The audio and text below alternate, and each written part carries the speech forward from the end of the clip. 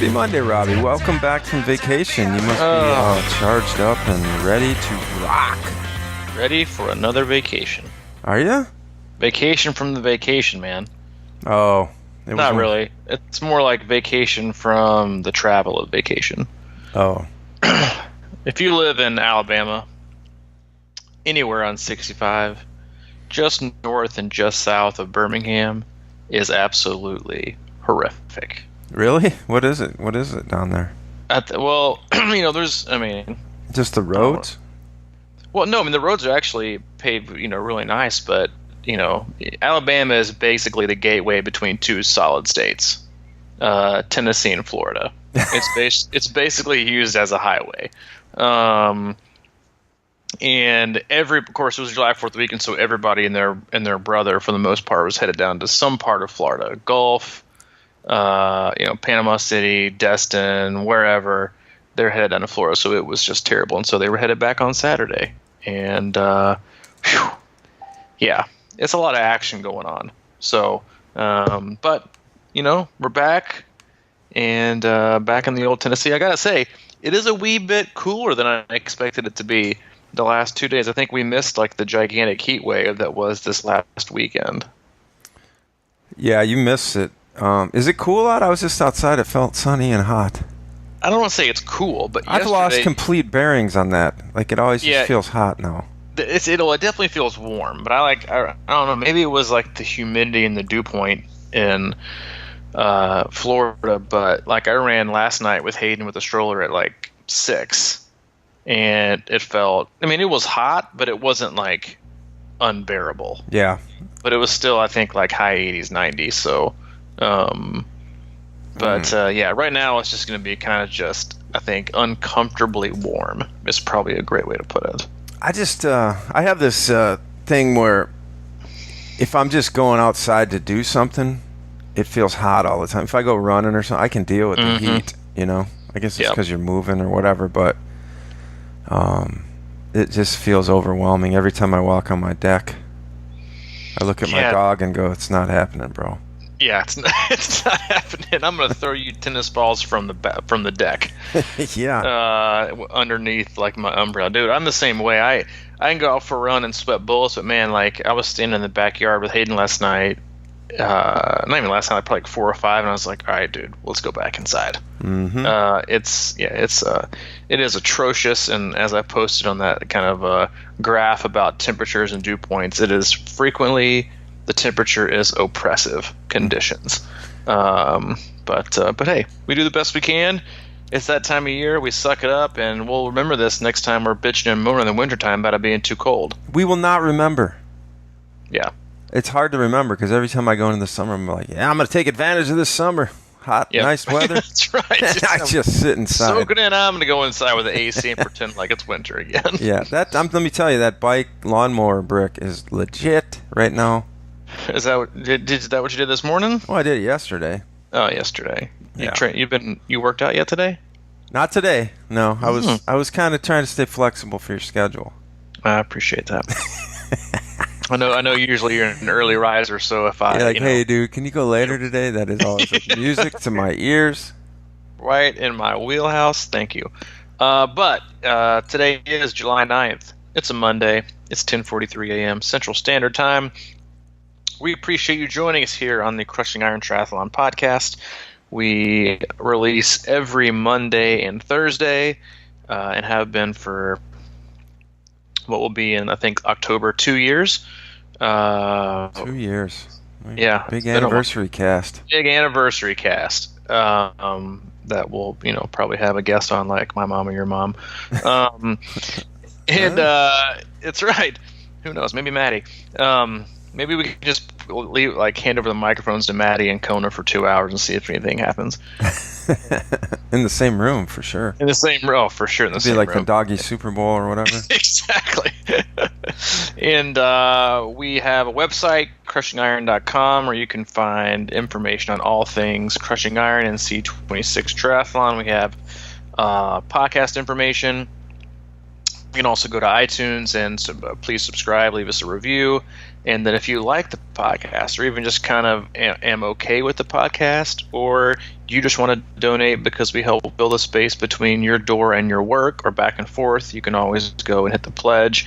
And any amount is appreciated, helps us cover the cost of the podcast and our time, and all the expenses that are equated with it. And it helps us just do more things, like come to your races and have fun, and provide, occasional real hardcore data training advice, but most oftentimes it's just about training in life and how you and I kind of navigate our way through it. And if you want other info on camps or coaching or the blog or gear, you can always just go to that one-stop shop, which again is crushingiron.com, and peruse for a little bit. I will say, if you have any interest at all, or even somewhat flirting with the idea of heading to one of our camps in 2019, I would search in the show notes for the link that we'll have. We have 100 total spots available for next year's camps, spread out between 4 camps. May is sold out. June has 5 spots left, and August and late July are going quickly, and we have 50% of those spots are already taken. So hop on that. All the camps this year sold out.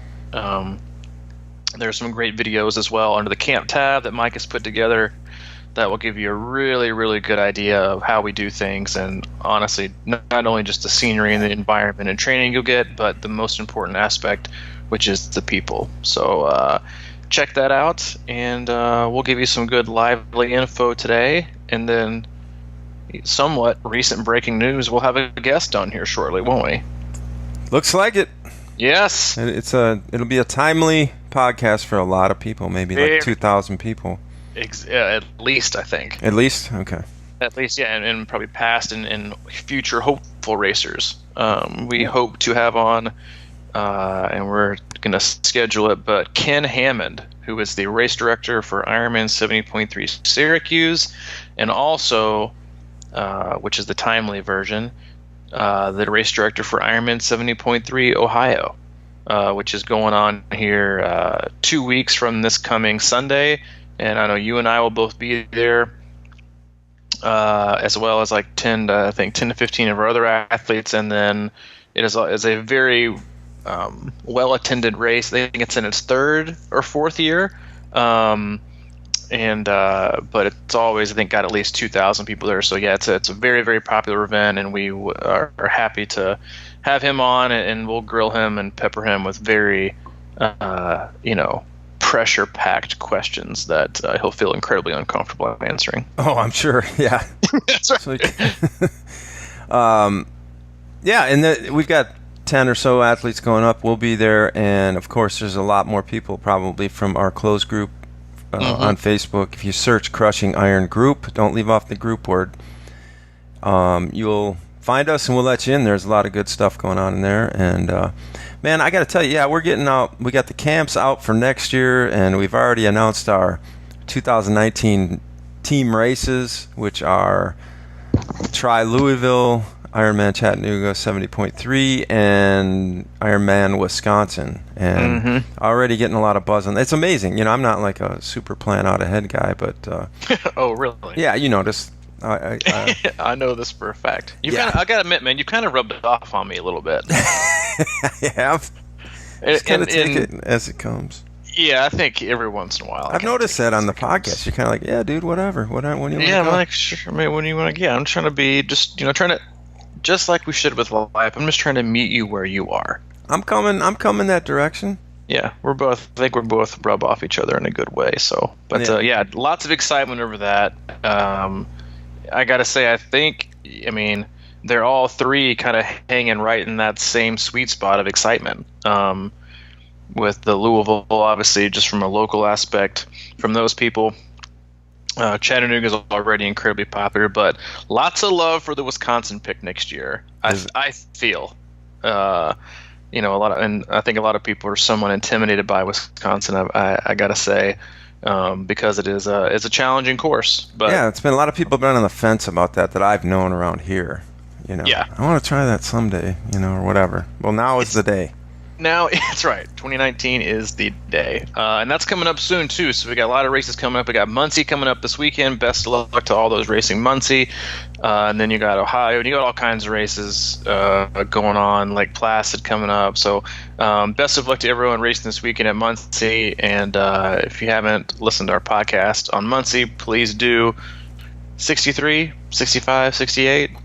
Oh, yeah. Something around. It's in the 60s. It's like Mike's age group next year. It's somewhere in the 60s. Ouch. A low blow. On topic today, I did have something I wanted to cover, somewhat with an outline, but not a huge one. But was there anything you had burning inside that you want to make sure we covered today? Burning inside. Any burning desires? No, man. I'm just personally, I'm juxtaposing this long-term plan of an Ironman with my Olympic next weekend. So, I am. You got an Olympic next weekend? It's not this one, but the next one. Yeah, the Music City Olympic. Yeah, Music City Olympic. So I've been training. Gotcha. I've been trying to, I guess, build and focus on a shorter race, which has been kind of interesting. Yeah. How's it going for you so far? Oh, it's going good. Yeah? Yeah, as you know, I'm doing a live YouTube daily thing, countdown to my race in Louisville, and kind of talking about my training. And people love that. Although I went on Saturday, I'm trying to figure out when a good time is, because I went on Saturday. Would you have like 2 views? 7 minutes, and I don't think anybody was watching live. And I know, but that's a lot to ask of people. Like on a Saturday when they're out doing his stuff. Like honestly, the best time to do it's probably Monday through Friday around 10 a.m. Yeah, when people are at work. People have already gotten to work and they're like, "Yeah, I got other things to do, like watching Mike's face on his deck." I know. So, I confessed yesterday that I've been trying to wean myself off the pull buoy. Because I'm like pretty habitual with that when I swim, and what about weaning yourself off your lava pants? Yeah, that too. I did that too. Okay, just checking. So yeah, it's been kind of a mix of longer 500 sets and shorter, harder stuff without just swimming without any kind of assistance or anything like that. And because mainly I've been just doing all these wetsuit races, so I felt like it's kind of transferable, but it definitely makes a difference. And I think it's just sort of psychological in a lot of ways too. So I'm building up on that. So this is what I think is that going into this Olympic, if I can get out of the water in 28 minutes, which I think should be reasonable. I mean, I've had some bad Olympic swims. Listen, man, you never know with that current what the Cumberland's going to give you that day. Right. Well, let's say within. Let's say I'd say between 26 and 30, you'll be in good shape. Yeah. Well, I was going to take under 28. I'm guaranteeing a podium. Whoa! You heard it, Nashville residents. Got it. Guaranteeing a podium. Well, yeah. Okay, go ahead. I'm just saying, I feel like training's going pretty well right now. Okay, well, enough said. Enough said. I've got my yoga going good, and that feels good. That's it? That's all you got on the subject? That's pretty much it, except I'm going to go without a watch. It seems like more and more people are contacting us and saying they're going watchless during their races, and it's paying dividends. I got to say that, that is, I think, one of the our biggest go-tos or lessons learned, or giving people courage to go watchless at races has really paid off for a lot of athletes, and I mean our athletes as well. I got a couple emails the other day from Garmin and Sunto and Timex that were kind of bitching and moaning at us for hurting their distribution and quarterly gains because people are not purchasing as many devices from them because of our podcast. Listen, I got those too. In Sprint and Olympic, there is no strategy. Your watch should not be telling you; it should just be go. And I tell my athletes frequently, swim steady, bike like there is no run, and then when you get to the run, just find a way. And it's just great to let the wheels spin off. We got a bunch of Olympics coming up. I know our athletes have quite a few Olympics this weekend, and Music City's coming up, and it's just they're great. They're a great mix. It's great to do. They're a great training session. They're great to race. They teach you a lot, and it's always good to continually work on quality sessions, which is what a lot of people forget to do when they are training for a long course. They just forget the quality, and everything needs to be slow rolling, or just all zone 1 and all zone 2. And so I think it's important to keep those adding in. And that was kind of, you teetered on making it basically what I wanted to talk about today, but was basically the fact that most people's Ironman builds are way, way too long. Most builds are too long. I get that question quite a bit. When am I going to start doing, my 4 and 5 hour rides? All my friends are already doing 5 hour rides. I remember we kind of, I did, and Zach, if you're still listening, I did get a little bit chuckle when we had him on the podcast a couple months ago, and he had said he was already doing like 4 hour trainer rides in like March. With Wisconsin so far away, and I do. I think that listen, I respect the distance. Obviously, I coach loads and loads of athletes who do the full distance every year. I think probably this year we'll have I think somewhere close to 75 to 80 completed fulls by the end of this year. So I definitely know what it takes to understand the volume and the intensity in training. But what I found most through just my personal experience and then coaching is that your body, there's only so long your body can really truly handle Ironman training. You can't do it year round. You don't see the pros doing it year round. In my opinion, like short course 70.3 racing early in the year, building into like a later style season or a later season type Ironman is like the best case scenario. I mean, there's a lot of ways to look at it, and because I had this conversation with one of my athletes doing Wisconsin. It's like, when am I going to do, my long rides? Like, I've, which we're just about to start, but she's like, my friends are already doing 4 or 5 hours. And I was like, well, I can't really tell you when or why they started theirs, but I also like to know, like, what are they doing within their 4 hour, 5 hour rides? Because if it's all easy, like, one of the main reasons I don't like to start Ironman builds real early is because you don't slow down, but to a point, like there's only so much volume a body can handle.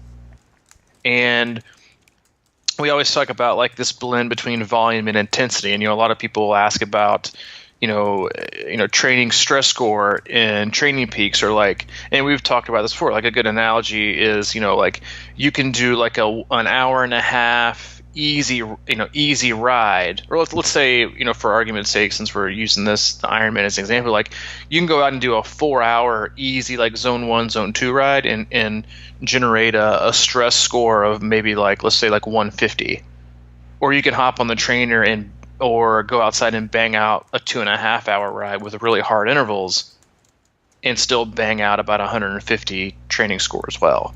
And obviously you need to blend intensity versus volume, but you're asking a lot of an athlete when you ask them to extend their Ironman focus over anything past like 12 weeks.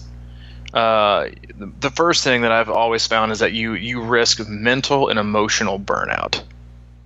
And we've talked about this many, many times, is most athletes get to like a month out and they find themselves saying, all right, I'm just ready to get this over with. Yeah. Like they're mentally and emotionally just done. Whereas if you do a shorter build, like let's say like, and this is obviously dependent on the athlete, anywhere between like 5 to 8 weeks. You're like, oh, 5 weeks, that's nothing. But if you have an athlete who's been incredibly consistent since January, and has already been banging out, because they've been doing 70.3s, has already been banging out 3 or even 3.5 hour rides, every weekend for the last 8 weeks that are really high quality, then your jump isn't going to take that long, because if you've accumulated so much fitness over time, you don't need to take those extra weeks. The other thing is that your mind and your body just get stale. You kind of lose that. Listen, there's only so many 5 and 6 hour rides a person can handle before they're like, God, I really got to go out for another 5 or 6 hour ride. And so you just continuously go through the motions of just basically practicing staying the same speed, like establishing and creating that aerobic system and developing that and perfecting that, and that's all very important. But the main goal of every season should always be to get faster. And so while you don't necessarily slow down when you start Ironman training, for a lot of athletes, they stop the speeding up portion of their training. So they're just kind of as fast as they're going to get. And then after that, it's just basically practicing working out for longer, versus let's work on speed and getting faster and more durable for as long as we possibly can. And then, not the very last minute, but close to it, let's do our build and let's see what happens. I mean, I had 2 athletes come to mind just this last week who have been dialed in and focused, from ever since January, even before January. Super, super consistent. They've only been doing 70.3s. One of them, and the funny thing is, neither one of them have a full Ironman on their plate this year. And they both just went out and did 100 milers and felt incredible after they were done. And listen, like I'm not telling you long rides aren't important, because long rides are important. And I'm not telling you that longer runs like 2 hours, 15 minutes aren't important either. I'm just telling you that if you're a 70.3 athlete and you've been doing hour 20 to hour and 45 to 2 hour runs since January, like, what's the point in ramping up early and just basically choosing to stay where you are for the next 8 weeks, and I'm just going to go ahead and practice racing? It should be all about getting faster. And so that's a question I've been fielding here the last week or two from a couple athletes. And I was like, we're almost there, but we want you to peak on race day. We don't want you to peak a month. We don't want you to peak 4 or 5 weeks beforehand. I want you, we talked about this in our last podcast about racing, is like, I want you antsy when you get ready to race. When it comes to racing something like your first 70.3 or an Ironman, I also want you antsy and focused and on edge, not burnt out, lackadaisical, and stale 6 weeks out. And basically saying, how many more of these do I got? When am I going to taper? You're basically, you've already mailed it in, and that's I think a good topic for this time of year. And I know you're doing yours on somewhat, of a, I don't want to say short notice, but 100 days is still, it might not seem a lot to to a lot of people who basically made this their focus the entire year, but it's still a long time to prepare. And I just think there's a lot to learn from each athlete on, trying to start your Ironman training too early, which is, one of the main reasons people do it is because they're worried about not covering the distance. Yeah, that's the thing. I was saying yesterday on that YouTube thing that I feel, or the day before even maybe, I feel so much further ahead right now because I don't even know how to define, like what you're talking about makes total sense to me at a gut level, and that's sort of how I play things a lot of times. When we talked about, I think it was my year at Wisconsin when I was training hard for a half that came about 5 weeks from my race, and I kind of turned that up late, but when I got to that point, I knew I was doing the right things for the full. I just didn't have enough time. I was doing a lot of those like you're talking about 2 to 3 hour quality rides, either on the trainer or in the lab, and mixing in some hills, obviously, but big gears. And I wasn't just like I was saying yesterday. We go out to this airfield. It's our or 1.2 mile loop, and when I get out there, man, I actually went out there yesterday because I was like, man, I feel a little bit, whatever. Maybe I'll just take an easy ride. And the minute I get there, I just go into aero and it's on. I can't really slow down out there. And I like that because really when I usually get into these, this idea of doing intervals out there or whatever, I feel great, man. I end up going like 2 hours hard. Like yesterday, I went about 1:40 or something like that. And I was doing this big gear. I'm actually curious what you think about this. I was kind of thinking in terms of an Olympic. So I went out and did an hour-long interval where I was trying to go at Olympic effort. But I was doing it in bigger gears than I normally would. So then by the end of it, I was kind of trying to, just push those a little harder for my workout. I wanted to just push the big. And by the end, dude, I was in this like in the biggest gears, just kind of out there cruising and feeling like I was getting stronger. And to me, that's what that makes me feel good about training for even Ironman is when you start getting into that 2 to 3 hour range and you start feeling your legs going, yeah, let's just keep going, man.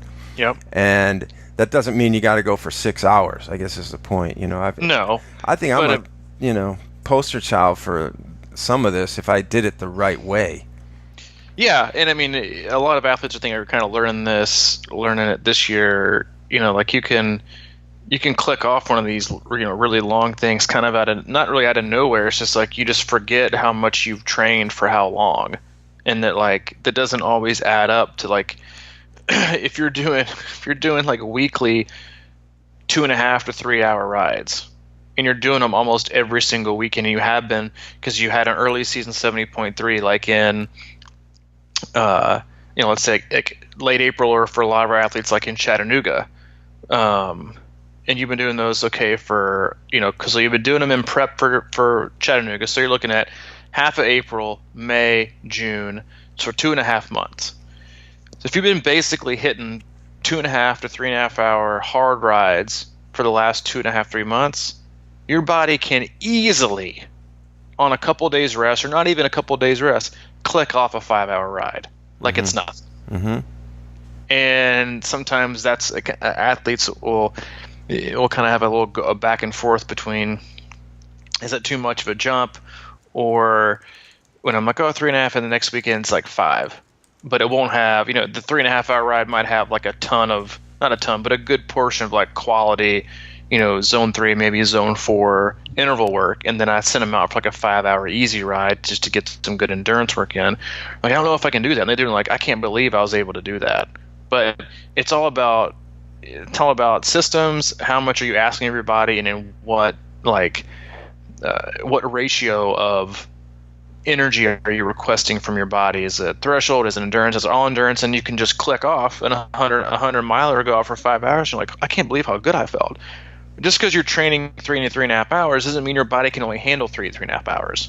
It's continually adapting. And then the other thing a lot of athletes forget is like, all this work that I'm doing like weeks and weeks and weeks and weeks and weeks and weeks without a huge break. Or if I did take a break, I raced. And so you got another great solid training day, and then another big stimulus, and then you just fall right back in. You keep going. You don't have these huge layoffs. You don't have these 9-day recovery weeks, or you don't take a single you don't take every Monday off. Like, you've just been consistent since January. That's how we get where we are. You don't have to rush through things. You just kind of blend your way in, and it's not that big of a jump, because of the difference, in my opinion, in intensity and going longer. It's not that big, and it's a good thing once you get athletes into it, because they listen. If I tell you got 5 weeks, you got 35 days to focus. I'm gonna throw it at you for 35 days to train for this Ironman. How much better does that sound than saying, here's 12 weeks. We got about 85 days. We're going to start building now. Like, that's a lot of pressure. and it seems like a very, very long way away. If that's your only focus, and like you said at the beginning of the podcast, like you've got this Olympic that's also keeping you, on edge as far as doing like speed work. But I mean, this as anybody. Like if you go out to the lab and you bang out an hour and a half or 2 hours hard, you can easily go out to the trace and do 3.5 hours at just kind of like easy endurance pace. Yeah, that's what I was going to get at. I think this sometimes, we got to keep in mind, it's like if you haven't ever done a full Ironman, you just have that mental like confidence piece you need to secure sometimes, and sometimes that's what a century ride will do, right? It's just like I can do it. But man, without question, in my mind, without doubt, a 70-mile ride with some serious intention is way better than a lollygag 100. In the way, stopping 5 or 6 or 7 times, to whatever, hang out, and that those have their purpose too. I think it's just that if you can get, I guess what I'm saying is, for me, training for this Olympic, for example, I'm trying to get to a point where I'm going solid for like 40, 45 miles, 40 miles, and the Olympics maybe 27 or something like that. So I just think about it in terms like that. But if you're riding some solid 3.5, 4.5 hour rides at 75, 80 miles or whatever, and doing that well, and because to me it's all about, and this sort of maybe comes from my mountain bike history, when you think about cycling, it's like you can go 100 miles. It's just like how good are you at keeping that intensity in a race? You know what I mean? Like it's something about that. Oh man, this is a grind. It's like I just like to build that grinding capacity. And mountain biking, there's a lot of times when you cannot stop pedaling because you're going up a hill and you'll fall over. So that's sort of thankfully been built into my DNA in a way that it's just like I know I can always get another pedal stroke. So I just kind of think of it at one, literally one stroke at a time, one day at a time kind of thing, whatever. Just one more rotation, one more spin, one more spin. And it's stuff like that makes the difference, and also being able to relax, when you're going. The other thing I added, because I am doing the Olympic, I was doing big gear stuff because I am doing this sort of hybrid thinking about the long run and whatever, but I would come out of the corners and get out and stand and really hammer it for like 30 seconds and then settle back in. So I was working my kind of explosion stuff too. Yeah. And that's what I really like. I'm kind of joking about it, but I feel good about my 10-17 run and everything like that. But I also have sort of been thinking about these longer runs in terms of calling them soccer runs, where you're kind of cruising along and then all of a sudden you burst a little bit. It's sort of like what is that, fartlek or whatever they call that. Yeah. Kind of just keeping that in mind, because those soccer players are obviously in amazing shape, but they're kind of chilling and then they burst and then they chill and they burst. And I think that's how you get faster too, obviously. It's within the mix. Yeah, well, exactly. Yeah, and it's so much of it is just, like you said, like if it's your very first one, I get it. I totally get the, you're relative new. It's about covering the distance is what you think about first and foremost. Because if it's your first time, for a lot of athletes, like your number one focus is just finishing. And so when you think of just finishing, you think of how am I going to be able to complete the distance? And so you tend to start training earlier for longer because you're distance motivated, not how far can I travel within this set of time motivated. And again, like I respect that, and I totally 100% understand that line of thinking. I'm just telling you, for most athletes that are more experienced, or not even athletes that are really, really consistent and have been training for a while. Like, we talk about this too in terms of, when we talked about tapering. Tapering is incredibly unique, and it takes a while to figure out exactly how someone responds to a taper. But then also, from like an athlete standpoint, how long of a taper they actually truly really need. like we'll continue to use Ironman for example, just because we're talking about it. But a lot of people think no matter how long you've been training, you need like a 3-week taper for an Ironman. Mm-hmm. And that's while the only time I would recommend, and taper is a relative term. Why does it? Whenever I think of taper, the image that comes to my mind is a couch. Yeah, I'll tell you, hand like eating a guy eating like Doritos with his hands shoved down his pants, tapering. But it's like, first of all, everyone's different. But the other part is that like the more consistent you've been, the longer taper you've earned, because you have so much built up, accumulated fatigue from not just weeks but months and months and months. And if it's all going to culminate on one day at the very end of the year, then it's probably going to take a little over 2 weeks to totally shed all that fatigue. Now, you take, Timmy Triathlon, who hasn't been really consistent or had like an early season injury, and he started his like way late. He doesn't need 3 weeks because he hadn't earned 3 weeks. His might be more in line with 2 weeks. Or you've got another guy who picked up a lot later and doesn't have like nearly the built up fatigue, but still trying to kind of like get where you are. His might be 10 days, so it varies. So it's all relative, obviously, but it's all about how much you can accumulate and how the stress is distributed. But there's no reason to marry yourself to 20-mile runs and, it's like, do I need to run a marathon during the year before I do a full? No, absolutely not. Period. I actually think it's like the worst idea ever. But you don't have to get into century rides and 120 milers with 10-mile bricks like 12 weeks out to feel. I know you might feel prepared from a distance standpoint, but that doesn't mean you're going to be as prepared as you could have been had you done it differently. And that's obviously not something that you'll be able to know until you choose to do things differently, or you give it a shot to do things differently. Mm-hmm. Oh, how often that must come up a lot with you, the running thing, and I need to do this, and how do you? Yeah, all the time.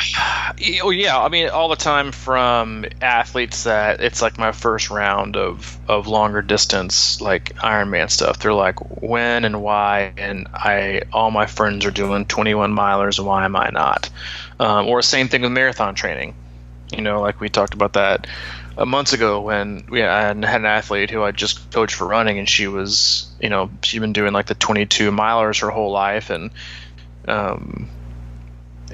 went to Boston, and obviously that was like a whole crap show because of the torrential downpour, and so we waited 4 weeks and then ran another one, and I think her long run was like 16 and a half or 17 miles, and the same thing for fulls. And it's like it's listen, and it goes a long way with like coaching and stuff in general. It's like and it kind of goes back to like the why people are like obsessed with brick workouts. You gotta have bricks, you gotta do long bricks. No, you don't. Running well off the bike has more to do with how much you run, not when you run. You can't tell me that a person who does 3 bricks a week but only is doing like 25 miles is going to run better off the bike than a person who never does a brick but averages 35 to 40 miles a week. Oh, 100, yeah. I mean, I think I've always kind of felt like brick work is, it's more about getting used to that feeling. And so, like, if you just know getting off the bike that your legs are going to feel a little wanky for a couple of miles or whatever, then, if you're running a lot, your legs are just going to come back, Yeah, I think I don't do it a lot. I mean, I actually tell my athletes that if they have a bike and run on the same day, that I prefer them to run before the bike. Because listen, like most it makes sense. Most athletes get injured for a long period of time from a running injury, whether it's a knee, ankle, stress fracture, whatever. So asking them to run 3 times a week, okay, So let's say like you see a lot of athletes doing bricks on like Tuesdays, Thursdays, and Saturdays when they have a ride.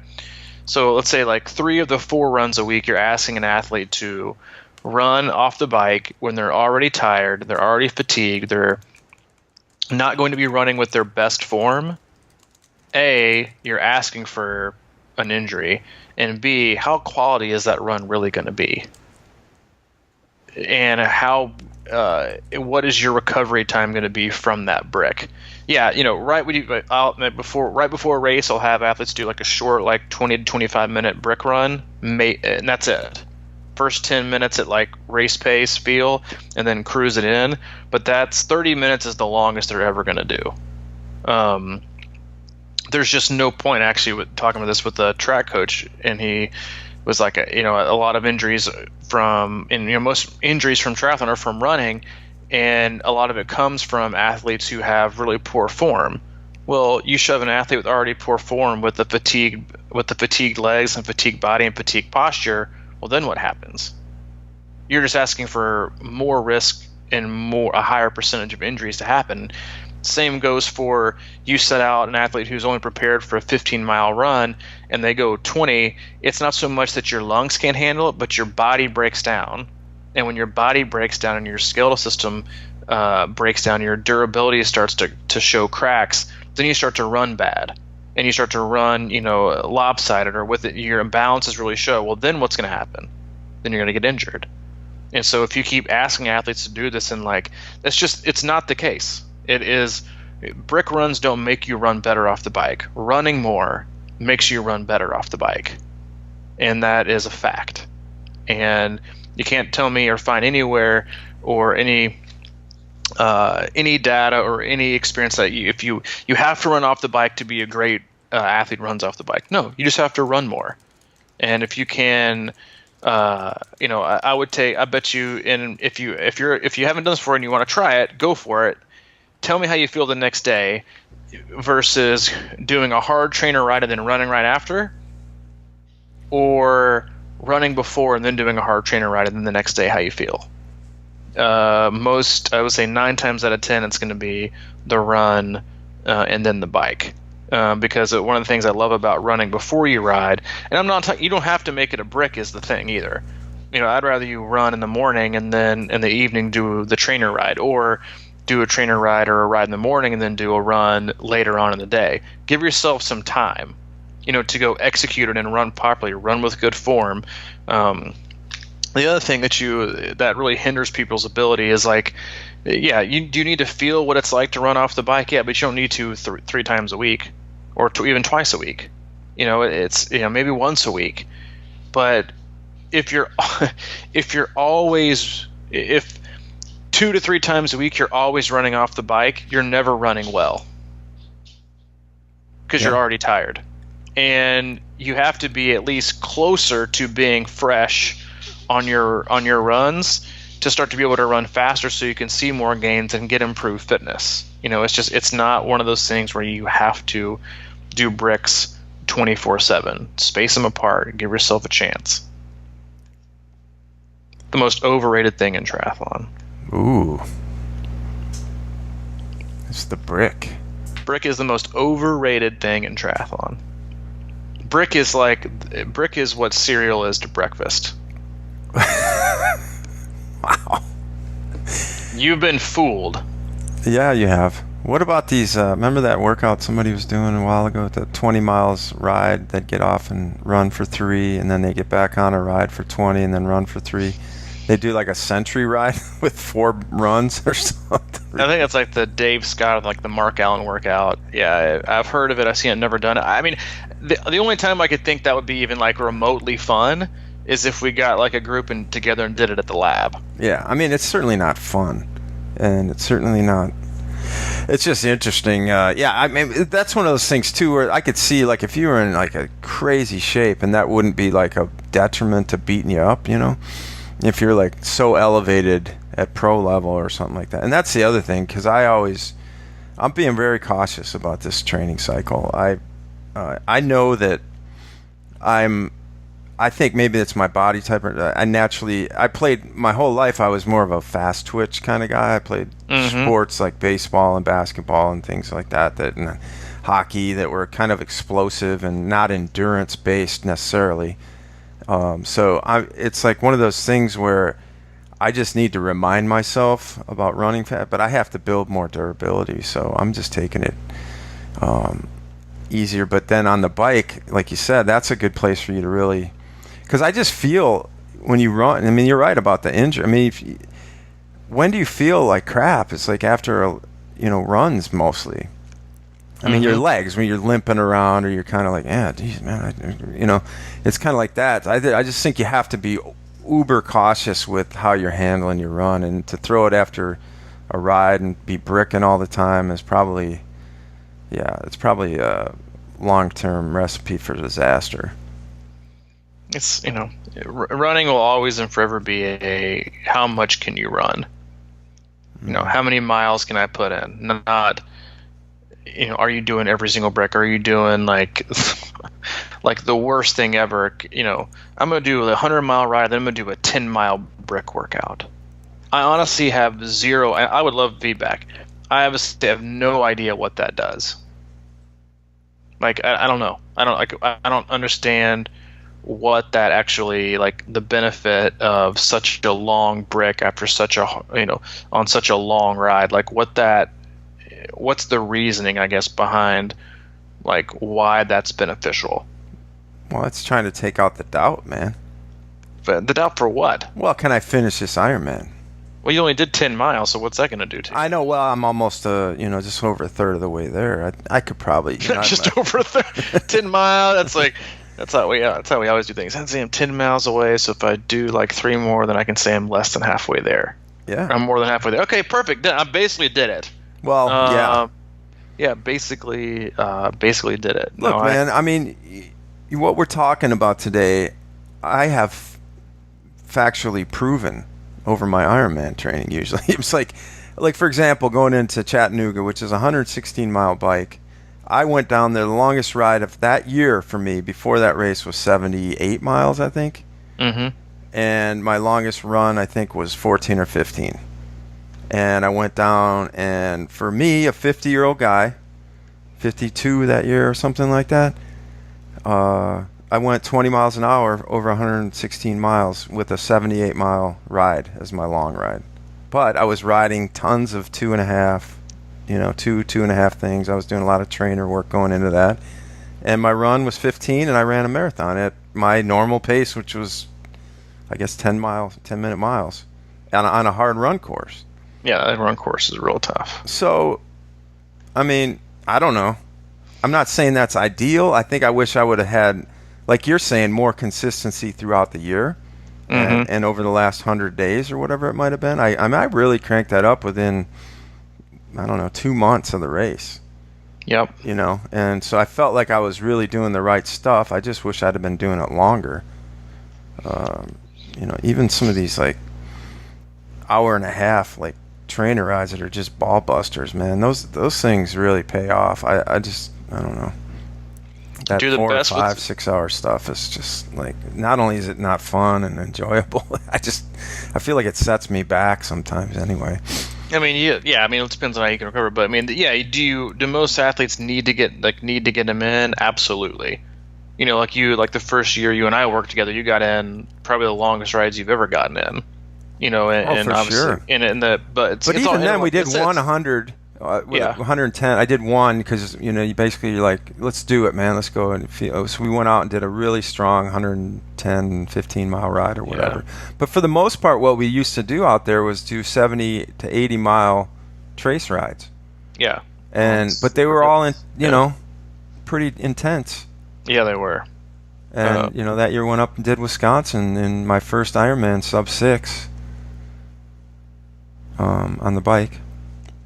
Yeah, it's a learning curve, and I think it takes, and again, it just like everything does, in this sport, it takes trial and error, and it takes it takes a lot of trust and courage to at least give it a shot, because it's not, and that's why if you're a coach, you have to be okay, and you need to welcome, athletes asking questions about why are we not doing this? Why are we not doing this? I've always done it this way, or I've always done this, or how is this going to translate? Or, other people are doing this and other people are doing that. And it's just, there's so much chaos and noise. You have to be okay answering those questions from athletes.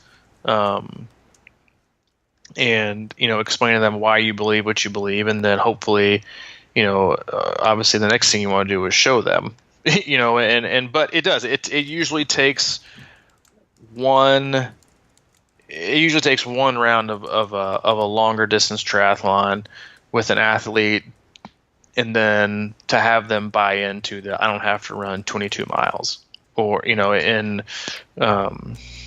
training. It's about building trust, and then the athlete has to see it, and then they understand that it doesn't have to take that. But again, the biggest thing as a coach is you don't want to ask a ton from your athlete all year round. You don't want to ask a ton from them. Like if I had my choice, and this is how I like to do things, is, if I can ask that you be consistent from January to July,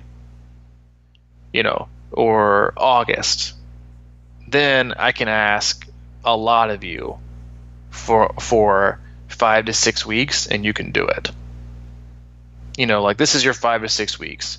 So you're asking just to be consistent, to buy in and do their best every single week, from January 1 or just basically, the best they can all year round. And then instead of asking, all right, it's May 1st, your big race isn't until October, let's start. And they're like, oh, I got to hold this, it's like, it's different levels. I'm asking a moderate amount of effort all year round, and then just a small span, I'm going to ask a lot of you. Instead of, I'm going to ask very little of you for 5 to 6 months, and then I'm going to ask a whole hell of a lot of you for the next 6 months. It gives you that, it forces an athlete to feel like there's a huge jump in what you're asking from them, from a pressure, and from like how long can I sustain what you're asking me to do, versus just having that mutual understanding and relationship that I'm gonna ask a moderate amount of you all year long. Because that's what we do, and we want to get better, and you want to be consistent, and because that's really is the key in getting better, is consistency. And then I'm just gonna ask a lot of you, which won't even seem nearly like a lot when it comes to like when you look back across the whole year. And so just making like a much smaller jump I found is just much easier for athletes to swallow and to sustain, and to be able to focus on both physically and mentally and emotionally, versus, like I said, like that really, really high jump of, I'm not going to ask a lot, we're just going to kind of piddle around, and then, oh crap, 4 to 6 months, it's all about Ironman, I'm going to ask a lot of you. It takes a lot. And so a lot of it's just as much mental training as it is physical training. For sure, man. I mean, it's just not that different. It's just a different distribution of intensity and of hours. It's not that much different. Mm-hmm. I think back to, and this is going to really break it down to the simplest terms. When I started running, for example, I did a Couch to 5K, one of those traditional 5K training programs, and I went into that. Literally a 5K seems so far out of my head. For 48 years, I don't think I ever ran more than 2 miles, and it just seemed like the worst thing in my life, Then when I did it, we'd do it like for baseball practice, we'd have to run a couple miles or whatever, and it was just the worst thing ever. But when I went into this 5K training, I agreed 100% to follow it to the letter in my mind. Like it was, you walk for 5 minutes to start out, and then you jog for 60 seconds and walk for a minute and a half or whatever the intervals were. And I said, you know what, I'm not going, and every time I got done, I felt great. I felt great. And you know what I wanted to do more than anything? Keep going. But I held back, and I went the next, It wasn't the next day. It was always the day off, and then we went back the next day. And I was so excited to go back every time. And that's how it went through the whole progression. And by the next thing you know, I was running 20 minutes straight, and it felt fine. And that's the build-up, and that's kind of how I look at what I'm doing right now, too, is this sort of like, man, every time I get off of workouts these days, I'm thinking I want to go further, but I'm like, you know what, that was a good workout, though. Let's accept that. And then bring it back, because I rode hard yesterday, and you know what I feel like doing right now? I feel like going riding. But, I've got other things going on, but it's just keeping that balance with, I'm going to get to the pool later and do the same kind of stuff. And I mean, what you're saying to me is so naturally makes so much sense, is that you just kind of it was like that. I wrote that blog post on Crushing Iron, aim low. It's sort of like just bite those things off you can get to and keep the enthusiasm.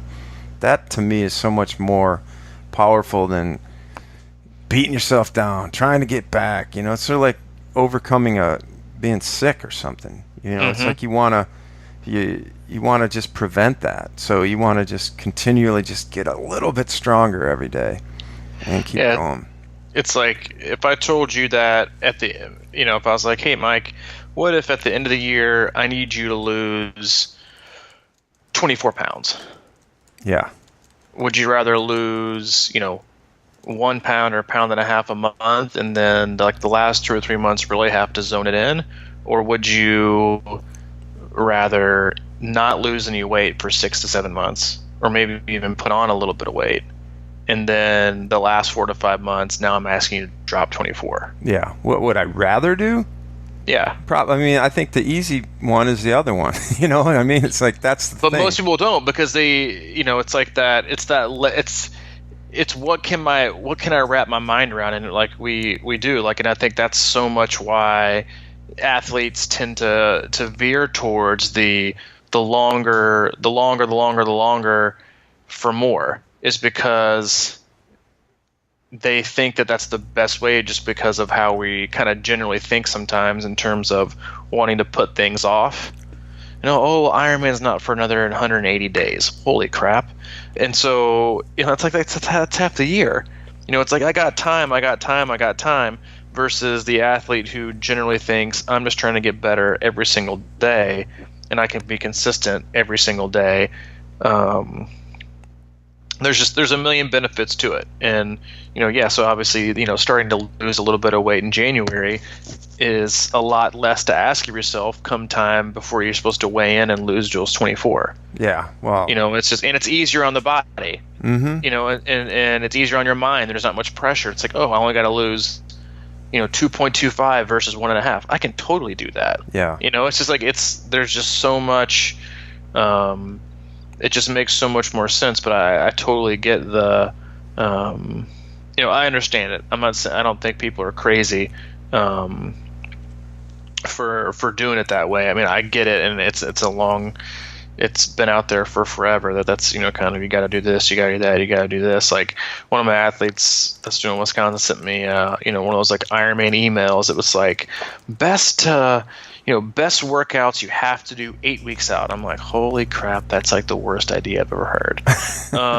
But there's like an inbox assault on all common sense that is like training. And so it takes time. So if you're out there, take time, listen to your body, go with your gut, and have a little faith in yourself and in the way that things can work out. And listen, it takes a huge leap of faith to be able to change anything, whether it's going long or going shorter, but you have to be willing to risk failure, quote unquote, in order to find what works best.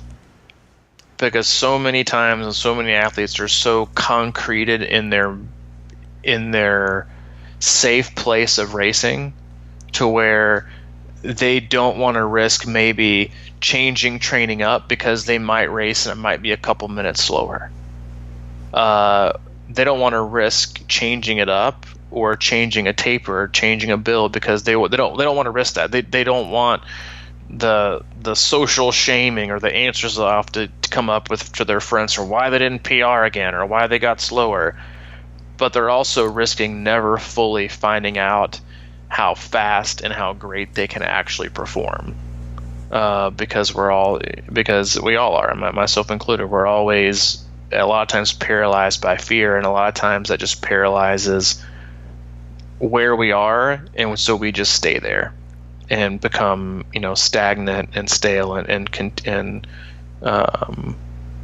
fail to grow, which is the last thing you ever want to do in any aspect of life is stop growing. Yeah, well, it is. It's like back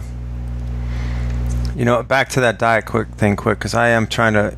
That is one thing on my mind is like, okay, I should probably think about getting to a little bit better race weight. I'm not trying to be anything dramatic or anything like that, but historically what I would want to do is like you're saying, trying to lose weight really fast.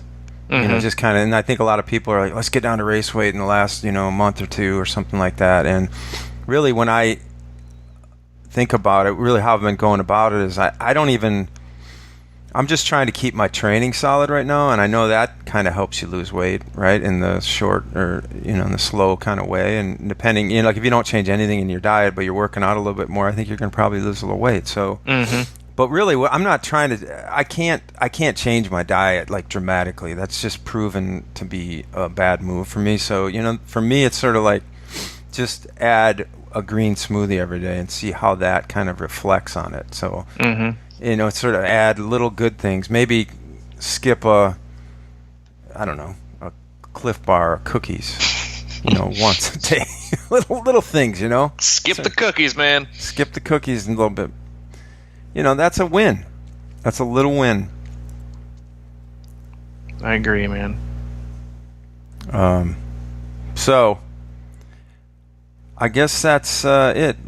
Muncie. I wanted to throw out the Power of Accumulated Fatigue podcast. It's number 78. It kind of relates to a lot of this. So check that out. And other than that, man, feeling good.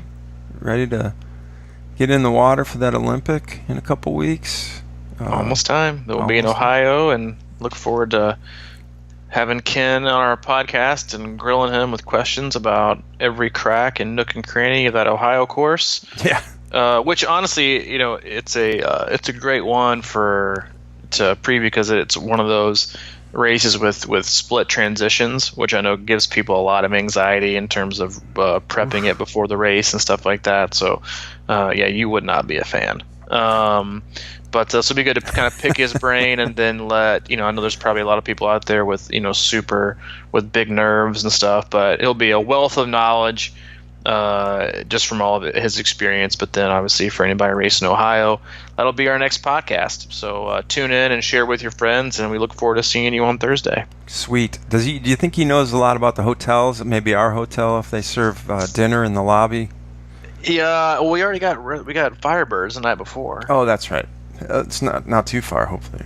It's a mile and a half. All right, I can deal. I know that. Well, listen, the first thing I did was check I found Firebirds, so my first question is it going to be close enough for Mike to give the okay?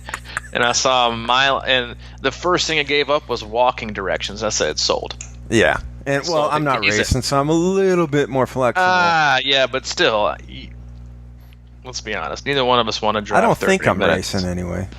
Oh, teaser. I guess that's all going to come down to whether or not we can get two bikes on the car. We can. We can now? Yeah, I got I've switched the bike rack from the Ford to the old Kia. Good to go. To be continued. I'll make my announcement from the podium. Jesus Christ. I'm sorry, dude. Oh, get out of here. It's not like I'm not. I'm an old man.